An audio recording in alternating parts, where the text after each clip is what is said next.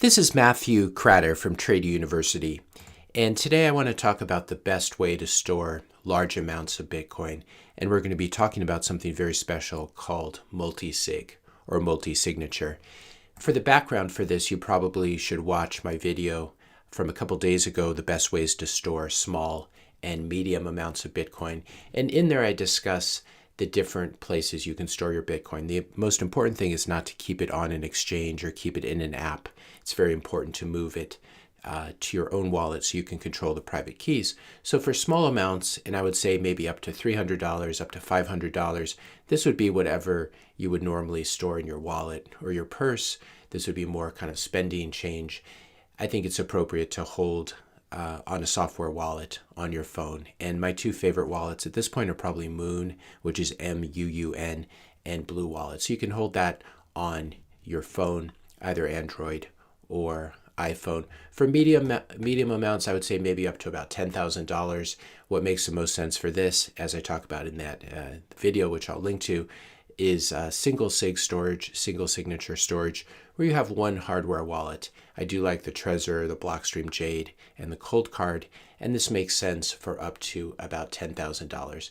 This is a way of holding your private keys in cold storage. Your private keys are stored on the hardware wallet, and they never touch the internet, which is nice.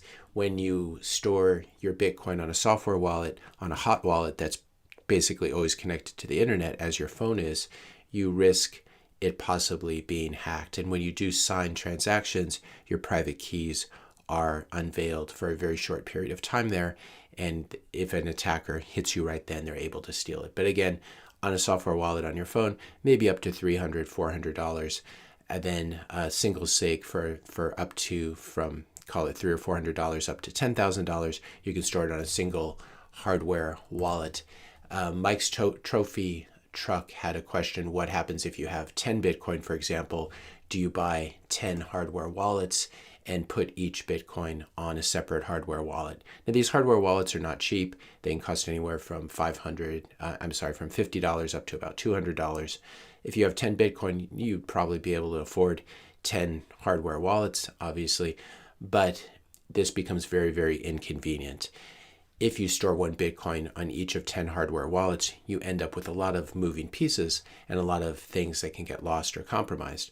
So you'll have to keep track of those 10 hardware wallets, those 10 Trezors, as well as the recovery seeds associated with each one. Each one will have a 12 or 24 word recovery seed in case you lose that hardware wallet or in case it's damaged or destroyed.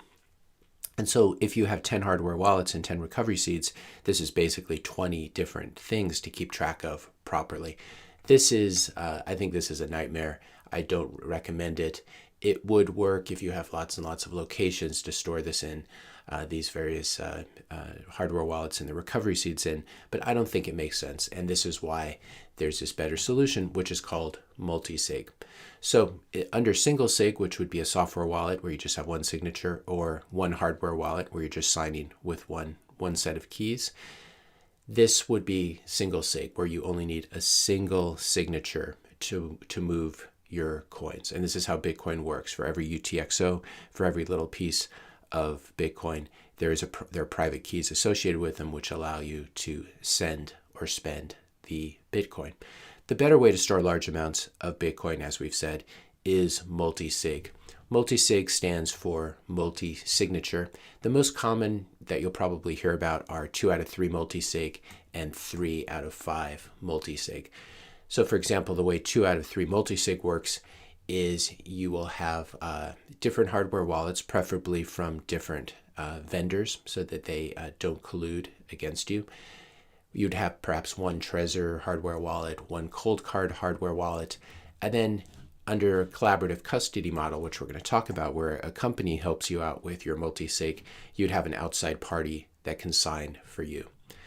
The other way of doing this is you could just have 3 hardware wallets that you control. So maybe you have a Trezor, a Coldcard, and a Blockstream Jade, and you set up do-it-yourself multi-sig. Now, in order to move your Bitcoin in multi-sig, you'll need 2 out of 3 of the signatures for 2 out of 3 multi-sig, and 3 out of 5 of the signatures for 3 out of 5 multi-sig. So in this case, I would be able to move my coins with a signature. Before I broadcast a transaction, I'd have to sign it twice, once with my Trezor, once with my cold card, and then I could broadcast the transaction to the Bitcoin network and have the Bitcoin moved, for example. Under 2 of 3 multisig, you could also have that corporation that's helping you out, the company that's helping you out, sign one signature, then maybe you hold one signature, you sign one signature with your Trezor. Now, it's important that each of these hardware wallets needs to be backed up as well. As we'll see when we talk about Casa keys, they recommend not backing up your hardware wallets. I think this is a mistake. You should always back it up with a 12 or 24 word recovery seed, which is generated locally on your hardware wallet. And you'll be prompted to do that when you set up your hardware wallet. So in this case, you need, there's basically just either 4 or 6 things that you're storing. If you're doing it yourself, you'll have 3 hardware wallets and 3 recovery seeds. That adds up to 6 items that need to be stored. If you're doing it with under collaborative custody, you'll just have 4 things that need to be stored. You'll have 2 hardware wallets and 2 recovery seeds. Again, each of those recovery seeds is 12 or 24 words in a certain order. You'll need 2 out of 3 of these to send your Bitcoin anywhere, to send or to spend or to move. These are all synonyms for moving your Bitcoin around. So under multisig, you wouldn't want to keep more than 1 of these hardware wallets at your house. You don't want more than you don't want a quorum basically of signatures in the same place. So if you have 2 out of 3 of your hardware wallets in your house and you have a house break-in or some sort of attack, they would be able to possibly under force, obviously, force you to move your Bitcoin. So it's very important under multisig, and this is the whole point of multisig, to keep these different hardware wallets and signing devices geographically dispersed. So for example, you could keep one of them in a bank deposit box. You can get one of these, at least in the US, for not much money, something like $20 or $30 per year, for example. The only problem with bank deposit boxes is we are trying to move away from banks. If you're really into Bitcoin, you probably are not a fan of banks. And if there were a real crisis, it could become very difficult to access your safe deposit box, your bank deposit box inside the bank. If, for example, all the banks are closed for a couple weeks or a couple months. You could keep one of your hardware wallets at a trusted friend's house, at a relative's house. If you have multiple houses, you could keep them in multiple houses. Or if you have a property somewhere, maybe you bury one of them. The important thing, though, is to keep them geographically dispersed if possible. So an attacker would need to ferry you from one state or one country to another, or one location to another. It's one thing to break into someone's house and try to steal one hardware wallet. It's another thing to try to lead them around and collect the necessary number of hardware wallets from different locations. It's very unlikely, for example, your attacker wants to cross state lines with you or go through TSA security at an airport. One of the great things about multisig, and one reason I want to start talking about it, is that if everyone used multisig, criminals would stop attacking people at their homes, knowing that it would be impossible to steal their Bitcoin. Now, these home attacks, these home robberies of Bitcoin, I think are still fairly rare. They mostly occur in among high, well-known celebrities or entrepreneurs or public figures. And so it's not super common now, but I think this is something that could become more common in the future as the price of Bitcoin goes up. I should point out here that I do use multisig. I don't keep anything at my house. I don't keep hardware wallets or recovery seeds. Everything is geographically dispersed, and it took me quite some time to really work out my own attack model. Obviously, the best thing you can do, don't talk about the fact that you own Bitcoin. I sometimes regret that I have done this, but it is what it is. And being a semi-public Bitcoiner now, people do know that I hold Bitcoin, and so I need to store it securely. And so I should let all attackers know I do use multisig. I don't keep anything at my house. As I said, the best practice is to use different hardware wallet vendors. So if, for example, both of your multisig hardware wallets are Trezor, you're more at risk if, for example, Trezor becomes a bad actor at some time in the future and decide to insert malware on both of your hardware wallets and somehow coordinate them and coordinate a signature. It's still a fairly low probability event, but it's good to try to plan for these things. And there's no reason to use two hardware wallets from the same company for multisig. So if, for example, if you have one Trezor and one Coldcard hardware wallet and you use them in multisig, these companies would need to collude to hurt you, which is an even lower probability than the already very low probability of one company going after you. Now, a lot of this may seem to some of you to be super paranoid and maybe thinking, obsessing about these things too much, or thinking about them at a very high detail level that might seem unwarranted.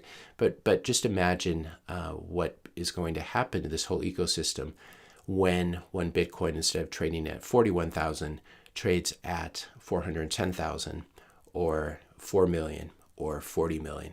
And you can see why it will rapidly become very important to start thinking about these things. Even if you just have a small fraction of a Bitcoin right now, at some point it could have a lot of purchasing power and be very, very valuable and really put you under threat or under the possibility of attack. So that's why it's important to learn how to use these tools and to think through your own attack model, your own threat model before the stakes get really high.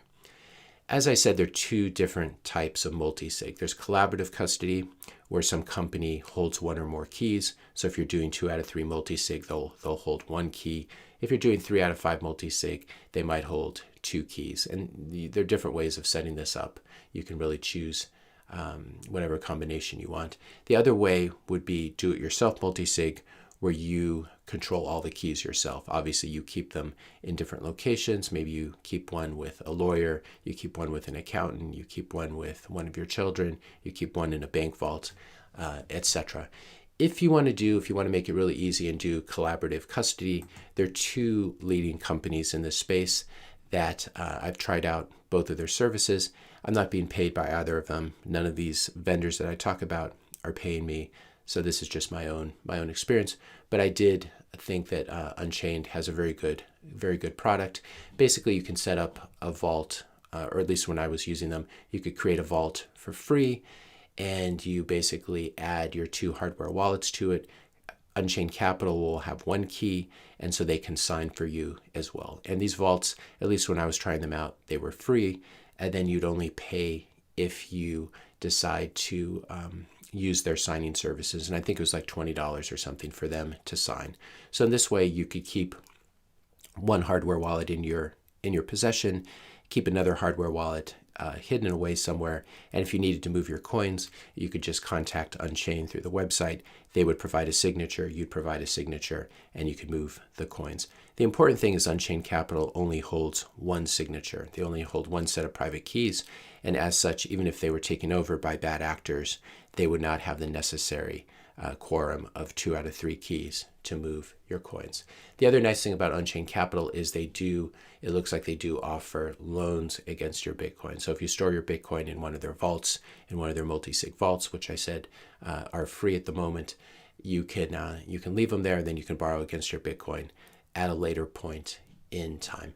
I'll do a link to this, put a link in the description notes below where you can see how to do this. And there's also a link to a step-by-step guide to setting up a vault with them, how to do it yourself with Unchained Capital. So you basically set up a multi-sig vault, you generate an address, and then you send your Bitcoin from wherever you're holding it now, on the exchange, on a hardware wallet, in a software wallet. You send it to that multi-sig address, and it now resides in this multi-sig solution. And it's a regular Bitcoin address, it's a multi-sig address, and no one can move that Bitcoin unless they have 2 out of 3 of the signatures. Casa, keys.casa is another good one. This does it slightly differently, where you have 1 signature on your phone. You download their software, so you can sign 1 signature on your phone, which is your mobile key. And I think this is encrypted and stored in the cloud somewhere. You have a hardware key, which would be a Trezor or Coldcard or Blockstream Jade. And then again, as in the collaborative custody model, which this is another example of, you have the company can sign for you. This would be the Casa recovery key. So this is also a very user-friendly solution, and both these companies seem to be good companies to me. Again, I'm not being paid or compensated by them in any way. I've just tried out their services at various points in time. Unchained Capital and Casa Keys are two versions. Now, what's the problem with collaborative custody multisig?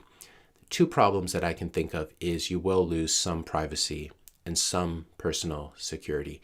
Unchained Capital or Casa or any of these companies, and probably some of their employees on a need-to-know basis is the way it's usually done, but they will be able to see how much Bitcoin you own, especially, and they'll be able to link it to your personal identity, because for both of these services, it looks to me that you have to sign up with your own name and email. You might use a burner email, you might use a disposable cell phone number, you might use a different name. You can try that and see if it works. These companies are not actually holding your Bitcoin, so they're not quite as subject to KYC as, for example, a crypto exchange might be. Nevertheless, you have to assume that if you sign up with them, even if you use a fake name and fake email address and fake everything, they can probably see your IP address, unless you can use a VPN, you can use Tor, etc. But at some point, you are risking leaking some privacy there.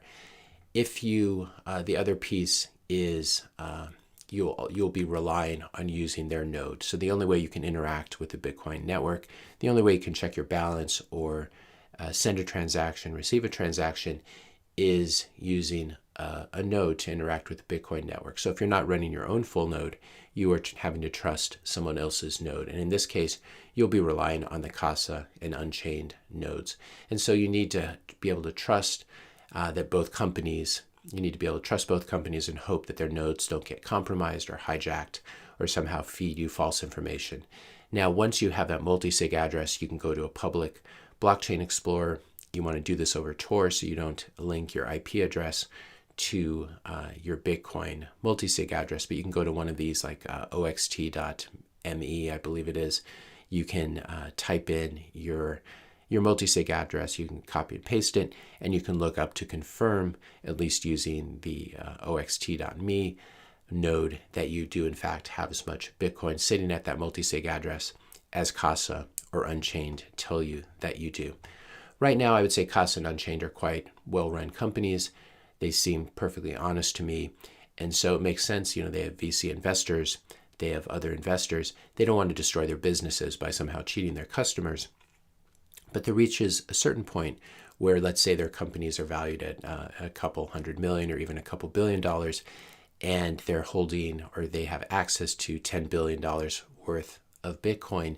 At some point, there could be it could be more worthwhile for the company to do an exit scam rather than just continuing to be a good actor. Again, I have no reason to believe that this would ever happen at Casa and Unchained, but you have to sort of think forward, as we said, what happens when Bitcoin is worth 10x or 100x or 1000x, where it is trading at today. This could be tempting for bad actors to do something like this.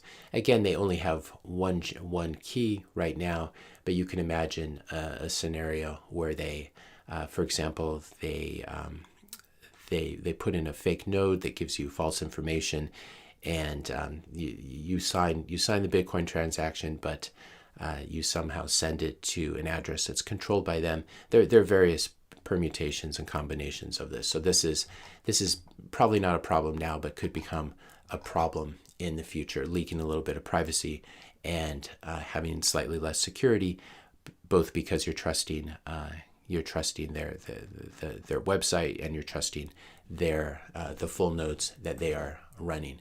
So the best alternative is to collaborative custody using Casa or Unchained would be doing it yourself. This is something I talk about over in the paid section of Trader University. It's a fairly complicated setup, and you want to be careful that you do it the right way so you don't end up losing your Bitcoin. So I call this DIY, do-it-yourself, multi-vendor, multi-sig, where you use hardware wallets from 3 different vendors or 5 different vendors, and you can do 2 out of 3 or 3 out of 5 multi-sig. I also show you how to do really weird numbers. You could do 6 out of 9 multi-sig, for example. This would be appropriate for maybe estate planning or if you have a business that's holding Bitcoin on its balance sheet, how do you distribute the keys and so that no one person controls them? For example, in a corporation, maybe Michael Saylor would have 2 keys and everyone else would have 1 key. You could imagine setups like this. You could also imagine estate planning or inheritance setups where you have a majority or a quorum of the keys when you're alive, but then you have your keys dispersed, and your accountant and each of your children and your estate lawyer each have a key as well. I believe both Casa and Unchained also offer a collaborative custody version of this kind of estate planning, and maybe I'll cover that in a later video. So it does make sense probably when you're just starting out to use Unchained or use Casa.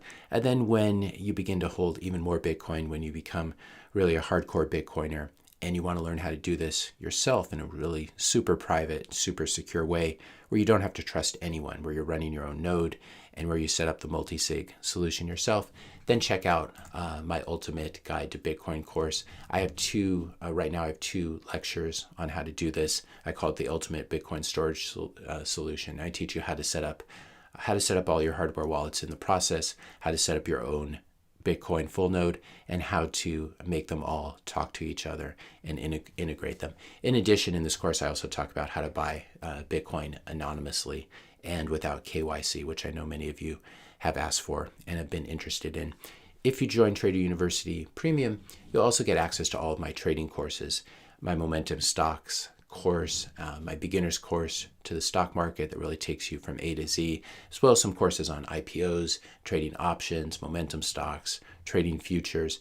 This really used to be the emphasis of my site and of my training before I discovered Bitcoin. But these are still highly relevant, even though I don't talk quite as much about trading stocks on my site right now, especially given the Fed's tightening. This isn't a very good time for momentum stocks, but we will get back to it. In the meantime, I'm really spending most of my energy and most of my time expanding this Ultimate Bitcoin course.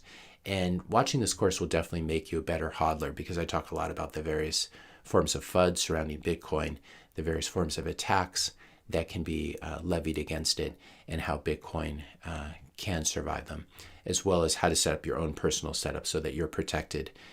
You're protected from attackers, and you're protected from doing something stupid and actually accidentally losing your Bitcoin. So check out the online courses, check out the Bitcoin course. And if you're interested in this, be sure on checkout to use the coupon code YT99, YouTube99, to get the best price. Normally it's just $125 a month.